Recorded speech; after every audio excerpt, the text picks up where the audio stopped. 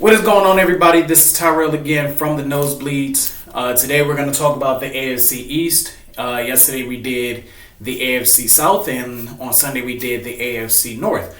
So we got one more division to go after this video, which is going to be the AFC West, and then next week we'll be tackling the NFC side of the league. First of all, I want to say thank you to all of the new subscribers that we have, the views, the likes, the comments. I really appreciate it. This is just a hobby of mine. I've always been a sports enthusiastic, but now I'm going for it. And just because it's a hobby of mine, I'm having fun. Doesn't mean I don't want this channel to grow. So if you can like, share, comment, and subscribe, I'm going to start putting our social medias down as well for y'all to follow that to get updates on videos and all those type of things like that. So without further ado, let's talk about the AFC East. We got Buffalo, Miami, New England, and the New York Jets. And we always start off in alphabetical order by the city's initials, alphabetical order by the city's name. Let's start with the Buffalo Bills, extending Josh Allen to a 6-year, $330 million contract with 147 of that guaranteed, locking in their franchise quarterback. He's been in the league for about 8 years. They've given him an extension saying, hey, regardless of what's going on, regardless of the fact that we are having issues beating Kansas City, we believe in you. You just won the MVP. You just led us to another AFC Championship game. We're kind of screwed without you because we went 20 years without a quarterback. So here you go. Here's 6 years. Please stay here. Great job by the Buffalo Bills. Buffalo Bills went through a lot of extensions this offseason. They really invested in their team. They extended Gregory Rosario. I probably messed that up. Like I said, if I mess up names, I apologize. It's not my intentions.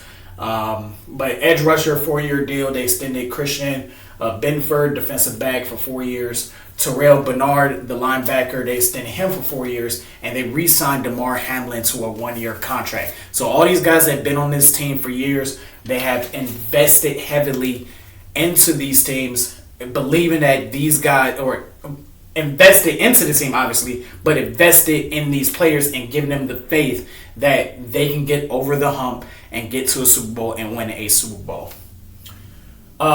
Biggest signing by Buffalo, though, is the signing of Joey Bosa. They was able to poach him from the Los Angeles Chargers. This is a huge get for them. If Bosa can stay healthy and stay consistent, this has bolstered their defense a lot. I don't think this is nothing to do how it was when they signed Von Miller, where they thought Von Miller's going to change things, not factoring into the fact that he was over the hill when he signed that 6-year deal. But getting Joey Bosa, who's younger, who's faster, compared to Von Miller now, even though Von Miller's a great player all the way around, this is obviously what they needed, and a guy that can definitely get to Patrick Mahomes, has played against Patrick Mahomes a number of times. Big signing right there. That is a statement of we are ready to tackle our biggest giant. They also went and got some interior defensive line help with Larry Ogunjobi. I know how to pronounce that one because he's a former Brown. I always liked how Larry Ogunjobi has played throughout his entire career. I was kind of mad when he left to go to Cincinnati and the Browns didn't re-sign him. But since then, he's joined Pittsburgh, so he's coming in from Pittsburgh. I think he's going to bolster that defensive line as well. Tre'Davious White is making his return to the not the Baltimore Ravens. He came from Baltimore, but he's making his return to the Buffalo Bills. I can see him more in the nickel role now. I don't see him being on the outside, especially with over the past few years. He's been dealing with a lot of injuries, hasn't played a lot of games, but when he's healthy, he is one of the better defensive backs in the league. But how much is that going to help out now with him having the injuries and being 30 years old or almost 30 years old? Time will tell with that. They also signed Michael Hotch. I said if I butcher it, I apologize. Edge rusher from the Rams. So again, adding depth to their defensive line. Matter of fact, Michael actually played, I want to say he played about 60-70% of the snaps last year. And they also got, I forgot to write, I did write down that they re-signed Terrell Bernard to a 4-year deal. So clearly you got guys that have come over and has played at a high level or has played majority of the snaps from teams that they're coming from. And again, like I said, getting Joey Bosa and extending Josh Allen were the two biggest moves for the Buffalo Bills. In doing so, they did have some losses. They obviously let go of Von Miller after 3 years. They let go of I want to say that's Kerry Elam, defensive back. They traded him to Dallas. Mac Hollins went over to their division rivals, the New England Patriots. He played 71% of the snaps. He played 66% of the snaps out there for the Buffalo Bills, and also caught 5 touchdowns for them. So they're losing a little bit of productivity and that. And then obviously Sam Martin is going to the Carolina Panthers. A punter. Why did I put a punter? He put 25 punts with inside the 20. That's field position. So also got to think about that as well. Their draft. Very interesting draft to me. Clearly they are focused on retooling and building, not even retooling, just building their defense, more so their defensive backs and their front seven, more so on the defensive line, drafting Max Harrison from the University of Kentucky. He actually led the SEC with 5 interceptions back in 2023, so clearly they got a guy that's a ball hawk. He had a bit of a slip of production last year, but even so, he also led the SEC. I want to say that was last year or also in 2023 with 3 pick sixes. So this is a guy that clearly is a ball hawk and has a nose for the end zone, and they got a guy like that. I think that is a great pickup for them. They drafted C.J. Sanders, a defensive tackle from the University of South Carolina. Landon Jackson, edge rusher from Arkansas. Deion Walker, a defensive tackle from the University of Kentucky. They got Max Harrison's teammate on the defensive side of the ball, but he'll be in the interior side. Jordan Halls, a tight end from Georgia Tech. Dorian Strong, defensive back from Virginia Tech. Clearly drafting defensive backs, drafting interior and edge rushers, and signing interior and edge rushers. They are clearly set on getting to the quarterback and stopping the run. Chase Lunt, offensive tackle from the University of Connecticut or UConn. And Caden Prather, wide receiver from Maryland. I can see him being more of a special teams guy in that. Key games for the Buffalo Bills, the Baltimore Ravens, the Kansas City Chiefs, 2 big games. They played Baltimore week 1. That is going to be a huge game. I would say arguably probably the biggest game in week 1. Opening week, what better way to open up the season with Buffalo and Baltimore? I believe I said that in the AFC North video, but really want to emphasize them playing against Baltimore week 1. Kansas City, they played Tampa, so you're looking at Kansas City, who's won 2 out of the last 3. Tampa, who won a Super Bowl before Kansas City won their other 2. They're playing some tough teams. Again, Houston, playing against Houston, playing against Pittsburgh, playing against Cincinnati. Cleveland, like I said, the Cleveland thing is always a big deal with the Lake Erie Brethren.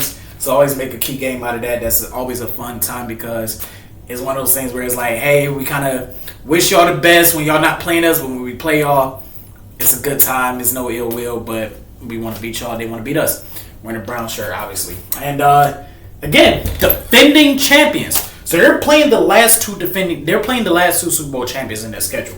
Very tough schedule for Buffalo, but I think they can handle it overall. As far as their division, I think they sweep New England and the New York Jets. There is, when I wrote this down, I definitely had them sweeping the New England Patriots. But the more and more I looked into New England's moves and thinking how much improvement that I think Drake May is going to take, and them protecting Drake May, which we'll get to that when we get to New England, I'm more leaning that they're going to split with New England and still sweep New York. But as of now, I'm going to keep it as sweeping New England and the New York Jets. But I do see them splitting with New York or with the New England Patriots. Definitely see them split with Miami. They always, doesn't matter if it's Buffalo or New England, when they're real good, they always have a tough time against Miami. So I see them splitting against Miami. Then I think they'll beat Baltimore in the revenge game.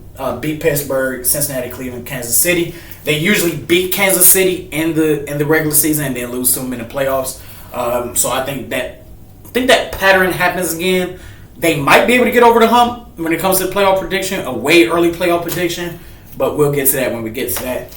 But as of now, I haven't beaten Kansas City and I haven't beaten the Carolina Panthers. 11-6, same way, same record as the Baltimore Ravens. Matter of fact, they'll actually get probably that 3 seed because depending on where I have Kansas City ranked at and their record, Kansas City probably takes the number 1, or Houston probably takes the number 1. I think Houston has a strong team to do that. But nonetheless, they're fighting probably 2 or 3 seed. Especially they beat Baltimore and Buffalo. Finished with that exact same record. They definitely will probably be more likely be the 2 seed. Same record, beating Baltimore. That would be the tiebreaker. Moving on to the Miami Dolphins. Miami Dolphins traded for Minkah Fitzpatrick. That was part of the Jalen Ramsey, Juno Smith trade.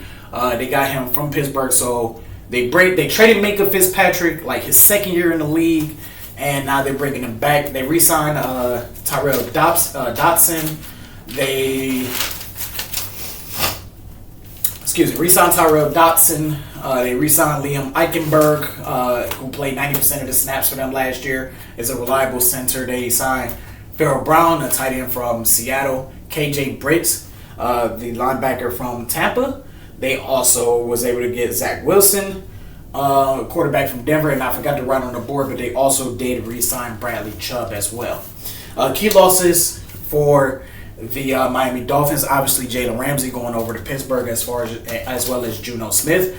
Raheem Mostert, the running back from Las Vegas, he's had a couple of good years in Miami. They lose him to the Las Vegas Raiders. Kendall Lamb, a productive offensive tackle, is going to the Philadelphia Eagles. Robert Jones, another offensive guard, offensive lineman that's reliable, played 90% of the snaps. He's going over to the Dallas Cowboys. Anthony Walker Jr., a serviceable linebacker, he's going to the Tampa Bay Buccaneers. And Deshaun Hand, an edge rusher, is going to the Los Angeles Chargers. My thoughts on Miami real quick. It all depends on how good Tua plays again. I think Zach Wilson's important. I do think Zach Wilson's important just because I'm expecting, and I think a lot of us are expecting, Tua to have another injury. Whether it's concussion or something else, I don't expect Tua to play the entire year. I think Tua's only played the entire year or all games once. He's dealt with concussion issues, and even the year that he low-key led them to the playoffs, he didn't play in that playoff game. Getting Zach Wilson here, I think that's a nice get. I think that's the best backup quarterback they've had for Tua since he was battling with Ryan Fitzpatrick his rookie year. They needed a good solid backup quarterback. Zach Wilson is that guy for them, and I think Zach Wilson can potentially carry them to a couple of wins when we get down to there. Their draft, they focus on interior. Their first interior defensive line, they got a guard. They got Kenneth Grant, the defensive tackle from the University of Michigan. Jonah, I'm not going to even pronounce that last name. Offensive guard from the University of Arizona. Jordan Phillips, another defensive tackle from the University of Maryland. Jason Marshall Jr., a defensive back from the University of Florida. Dante Trader Jr., a safety from Maryland. Ollie Gordon II, a running back from Oklahoma State University. They drafted Quinn Ewers, quarterback from the University of Texas. And Zeke Biggers, defensive tackle from Georgia Tech. Again, the same thing. What I think about Tua. Tua gets hurt a lot. There's a possibility that Quinn Ewers could see some actual playing time in the league. Maybe a game or so. If they're out of the playoffs, Tua's been hurt all year. They play Zach Wilson. Maybe they're not that impressed with Zach Wilson or whatever it may be. Let's see what Quinn can do in an NFL system. Let's throw him out there, and we'll see. But they drafted Quinn Ewers. Clearly, I think that was the mindset of Tua's hurt. We need another solid quarterback behind Zach Wilson, and we'll go from there. Key games for the Miami Dolphins is the Indianapolis Colts, the Carolina Panthers, the Los Angeles Chargers, the Atlanta Falcons, the Washington Commanders, and the New Orleans Saints. With Miami, I think they split all six of their division games, get 3 wins out of that. They beat Indianapolis. I think they squeak out a win against Atlanta. Depending on who's playing. Again, if it's Tua, they beat Atlanta, especially when you got Jalen Waddle, Tyreek Hill. especially with them working out the deal with Tyreek Hill and getting Tyreek Hill to reinvest in the organization, which could be short-lived. If they have a slow start, I want to make that clear. If the Miami Dolphins, let's say they start off 2-4. If they start off 2-4, expect to hear trade rumors about Tyreek Hill ramping up once again. But as of now, they got him to invest. I don't know how long that's going to last. If they start off 2-4, 2-5, or whatever it may be, and he look like crap, and Tyreek not getting the production that he need, trade deadline, those talks are going to start to heat up. Mark my words on that. But if they play good, I don't think you really hear anything about Tyreek Hill being traded. So, again, Indianapolis, Atlanta, New Orleans, Tampa. And I put a question mark by Washington because it's a strong possibility. Washington's, man, we'll get to them. They really, really retooled their entire team. And they're ramping up for a Super Bowl run. But as of now, I got a question mark there, Washington, because usually quarterbacks fake Jaden Daniels, sophomore slump. We'll see what happens with that. But right now, I got them beating Washington. Anytime I put a question mark about any opponent, that is subject to change when I get to those opponents. Especially if I haven't covered those guys yet. I got Miami going 8-9 for now. That can change to 7-10 easily. Easily. By the time we get to the NFC East, I could be like, I'm not feeling Miami beating Washington, and I'm really not feeling it now. But I'm gonna put a question mark right there. Right now, I'm gonna have them win against Washington. 8-9 record for the Miami Dolphins. All right, let's flip the board, and I'm gonna get a sip of water real quick. All right, sip of water there.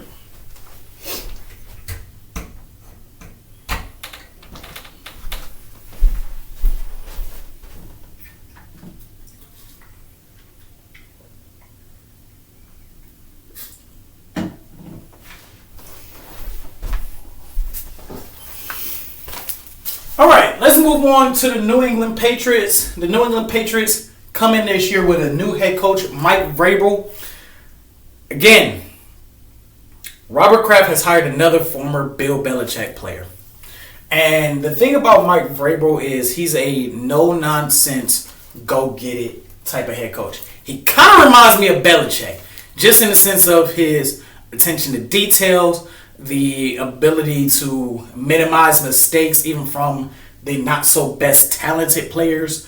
A guy that is all about the players but knows how to command respect from the players. He played a significant role with the Cleveland Browns last year. He was even coaching the offensive line for the Cleveland Browns last year. And although it didn't show in the product because the Cleveland Browns sucked, he was very highly respected in the Browns organization. And one of those guys that really I wanted them to fire Stefanski and hire Mike Vrabel. But Vrabel's with the New England Patriots. If you remember, he led Tennessee to multiple playoff appearances, including the AFC Championship run, which they came up short against the Kansas City Chiefs. With Ryan Tannehill as quarterback, they had Derrick Henry, but Mike Vrabel, one of the better head coaches, took a 1-year hiatus. Now he's back. And I do not think it's a Jerome Mayo incident where it's one and done. I think this is easily going to be there for multiple years and probably their best hire since Belichick. But time will tell with that. They got Stephon Diggs. I put him down here because I almost forgot to write it. They got him from Houston. Harold Landry, edge rusher from Tennessee. Carlton Davis, a defensive back from the Detroit Lions. They was able to snatch Morgan Moses, offensive tackle from the New York Jets. Robert Spillane, a linebacker from the Las Vegas Raiders. He had 91 tackles and 2 sacks last year. So not a guy that you expect to get to the quarterback, but if you need somebody to stop the run or be there for those short intermediate passes that get caught and then there's a tackle pretty much immediately without any yards at the catch, that's your type of guy. As mentioned earlier, Mac Hollins came from Buffalo. Again, he played 66% of snaps at Buffalo. I expect him to see some playing time. And with the New England Patriots, they got weapons for Drake May. Key losses to them, I believe. Jonathan Jones, he went over to Washington, defensive back. Devon Godchick, God something, any Godshoe, anything with an X at the end throws me off. Defensive tackle, he went over to New Orleans. Dietrich Dietrich Wise, edge rusher, also went to Washington. Daniel Ekule. Again, I apologize for butchering these names. Defensive tackle from he's going to Pittsburgh. And Joey Sly, kicker, as mentioned in the previous video, coming from New England, going over to the Tennessee Titans. In their draft, very, very busy draft for the New England Patriots. I had to even write 2 columns to even fit this out. If I would have just wrote it straight down, I wouldn't have had space. A lot of people were mad. A lot of New England Patriot fans were mad when they beat the Buffalo Bills in that final game where they could have locked in it was either the first or the second overall pick. They won that game. They got number 4. To me, blessing in disguise. That's no disrespect to Travis Hunter at all. No disrespect to Travis Hunter at all. And if New England would have went number 1, they would have grabbed Travis Hunter. But you got to protect your quarterback. And Drake May, I do believe, is the future for the New England Patriots. I don't think this is a Mac Jones situation where he had one good year or anything like that. I really think Drake May is a guy that can take risks, make smart decisions, gets the ball moving. I think he played very, very well last year, especially in the system that he was in. Look how it looked with Jacoby Brissett out there. It looked terrible, looked horrible. Same system. Drake May come in, makes improvements for that. You got to protect your guy that you believe is your franchise quarterback. They got the best offensive lineman in this entire draft, in my opinion, and Will Campbell. And easily top 5 draft interview of all time. I will fight for my life to defend this quarterback. And he was excellent at LSU. Very excellent at LSU. And I just love some of the things he said. Like, we'd be in the film room and it's like, hey, a guy that gets 12 sacks, he's making big money, and he's a first-round draft pick. A guy who gives up 12 sacks is selling insurance. He don't give up sacks, and I think his game is going to smoothly translate to the NFL. They got Travion Henderson, running back from Ohio State. And my opinion, and this is not including the whole Judkins issue with the DUI and everything like that, to me, I was not happy that we passed on Travion Henderson. I thought, and I think a lot of people will probably agree with me when I sit back and say, Travion was the better running back of the two. He's a better runner, he's a better pass blocker, and he's a better running back to catch out of the backfield. I really think that the Patriots hit with that when it came to the 2 running backs. I think they would have drafted either or based off of what the Browns would have did, but the Browns, to me, got the lesser talented running back, if you ask me. They drafted Kyle Williams, wide receiver from Washington State University. Gerald Wilson, again, reassuring that offensive line to protect their franchise quarterback, a center from the University of Georgia. Craig Woodson, safety from the University of California. Joshua Farmer, a defensive tackle from Florida State University. Braden Swinson, edge rusher from Louisiana State. I don't know why I say Louisiana State, LSU. Andreas, not pronouncing that last name, kicker from the University of Miami of Florida to replace Joey Sly. Marcus Bryant's offensive tackle from Missouri. Again, they're either getting guys that can come in and start game 1 or come in and rotate in that offensive line for any substitutions or any injuries. They added depth to their offensive line to protect their quarterback. Julian Ashby, long snapper from Vanderbilt. They got a long snapper. One of the more underappreciated positions in the league until a bad snap happens. But they went ahead and snagged a long snapper, so a little bit of investment in their special teams there. And they got Kobe Minor, a defensive back from Memphis. Key games for the New England Patriots: Las Vegas, Pittsburgh, Tennessee, Atlanta, the New York Giants. Obviously, they played the Jets, and the Baltimore Ravens. To me, they split with Miami and the New York Jets. They beat Pittsburgh, Cleveland, New Orleans, the Giants, and the Carolina Panthers. Why do I have the New England Patriots beating the Pittsburgh Steelers? I have actually been DM'd this once, and I'm going to answer that. Very simple. Tomlin has only beaten the New England Patriots 3 times since he's been the head coach there. 3 times. All of them were regular season games. Maybe a 4th time, but I know for sure it's been less than 5. He's only beaten them a handful of times. And I can see that trend happening again. They had a chance to whoop on the Patriots the last time they played them, and Bailey Zappi went off on them. I don't know what it is when it comes to Mike Tomlin playing against the New England Patriots, but he is a shell of his former self when he coaches against the New England Patriots. And I think that trend happens again. So I do believe that the New England Patriots can beat the Pittsburgh Steelers. They are good enough to beat the Cleveland Browns. 7-10 record. 7-10 record. Let's move on finally to the New York Jets. New York Jets made some moves as well at head coach. Aaron Glenn from Detroit is the new head coach. They got Steven Wilks, new defensive coordinator, highly respected defensive coordinator, and really one of those coaches that kind of get a little bit of sympathy when it comes to his head coaching past with him coaching Arizona. He didn't really get a fair shot with a bad team. He gets fired. Then the same thing with Carolina. Doesn't get a fair shot fired in Carolina. But highly respected defense coordinator. He was actually defense coordinator here for a year before we let him go under Freddie Kitchens. I actually liked some of the things he did here, but nonetheless, excellent hire by the New York Jets as far as the coaching staff go. New York Jets extended both Sauce Gardner and Garrett Wilson. The Garrett Wilson extension actually got announced late last week or earlier this week, one of the two. They re-signed Alan Lazard, wide receiver. They got Justin Fields from Pittsburgh. This is a gamble for the New York Jets. If they're getting Chicago Bears Justin Fields, horrible signing. Let's be clear. Horrible signing. They get Pittsburgh Justin Fields. They got a shot. Josh Myers, a center from Green Bay, very serviceable offensive lineman to help protect Justin Fields and open up some running lanes. Brandon Stephens, defensive back from Baltimore, and Tyler Johnson, wide receiver from the Los Angeles Rams. He played about 71% of the snaps for the Los Angeles Rams. To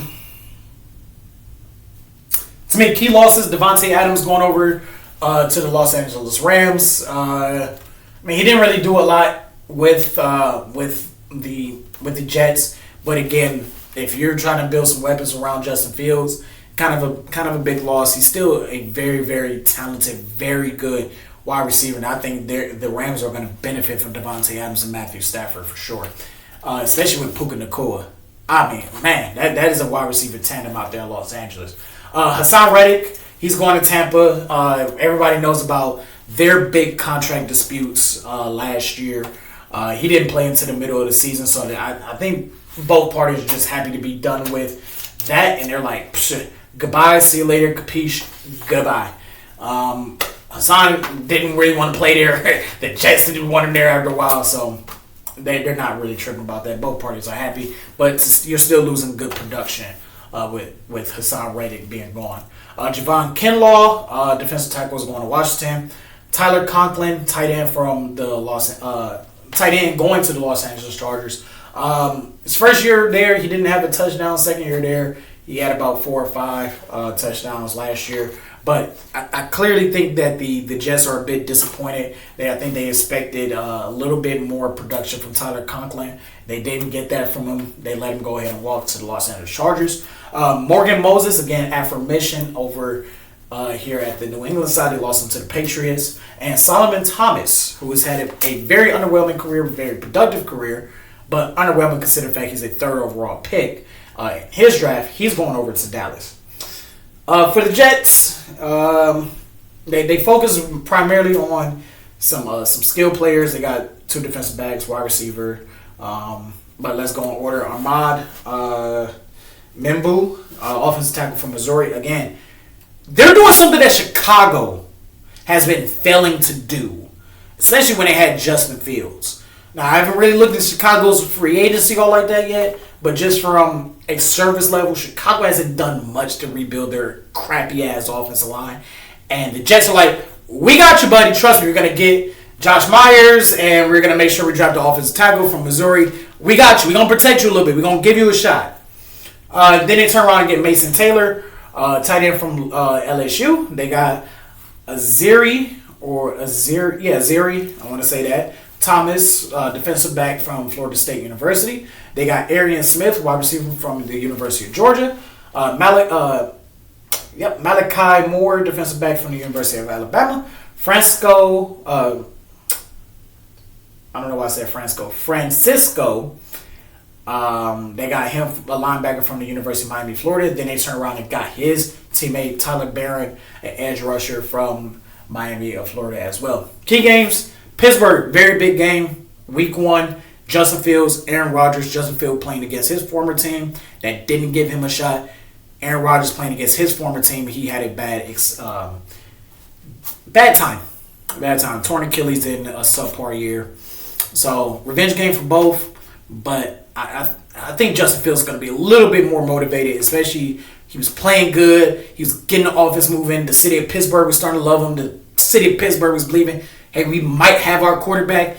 And then they benched him, and then they used him as a specialty player. How to use Justin Fields? I'll break this down real quick. To me, because now I'm sitting here thinking about it, gears will turn a little bit.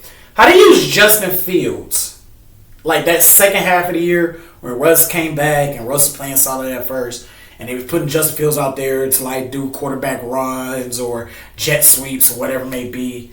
It reminded me when the Jets had Tebow. It reminded me of when the Jets had Tebow, and all they did was send Tebow out there was, okay, it's third and inches or it's fourth and inches, run this Wildcat power run.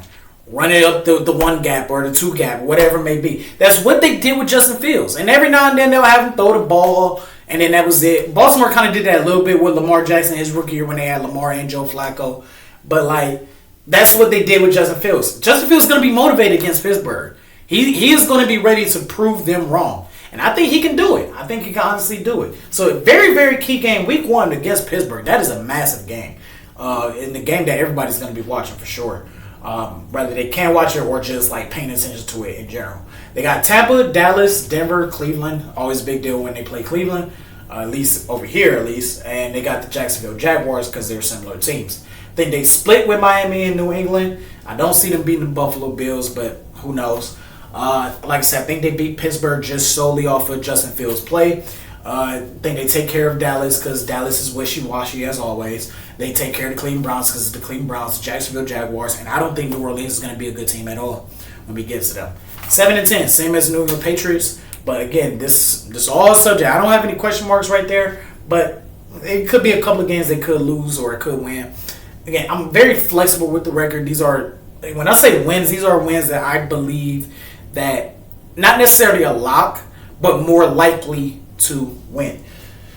So that is the AFC East. And I just want to say thank you all to watching. Please hit that like button. Please share. Please subscribe. Please comment. Any feedback you guys got is very, very much appreciated. Again, this is Tyrell from the Nosebleeds. Our next video will be the AFC West. That should be coming out later on this week. Also, I will be on the All Grind Sports Show with my boy JC. We're going to be talking about the next 25 players that could be on the top NBA list. Obviously not getting rid of the top 75, but who could be the additional 25. Y'all definitely want to go check that out to All Grind Sports and subscribe to them as well. Again, thank you for watching. This is Tyrell signing off.